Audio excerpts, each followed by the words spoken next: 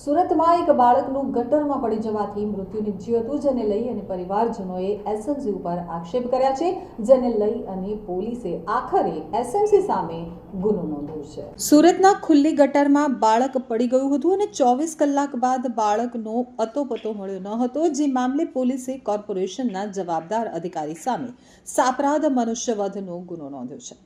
જવાબદાર અધિકારી અને કર્મચારી સામે આ ગુનો નોંધવામાં આવ્યો છે।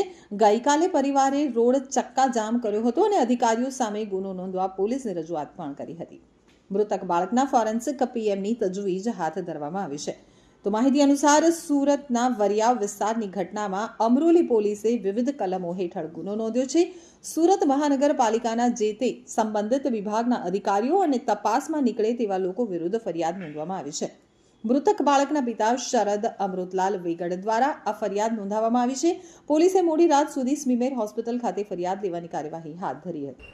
જે બાળકની જે ઘટના હતી કઈ રીતે ઘટના હતી અને કઈ રીતે ગુનો દાખલ કઈ રીતે તપાસ અમરોલી પોલીસ સ્ટેશન વિસ્તારમાં 2 વર્ષનું બાળક ગટરમાં પડી ગયેલ, જે દુઃખદ ઘટના બનેલ ત્યારબાદ મૃતદેહ મળી આવતા ગઈકાલે બીએનએસ કલમ 105-54 મુજબની ફરિયાદ દાખલ કરવામાં આવેલ છે અને હાલ ફોરેન્સિક પીએમ અને પેનલ પીએમ કરવામાં આવી રહેલ છે। કઈ રીતની તપાસ કરશે પોલીસ?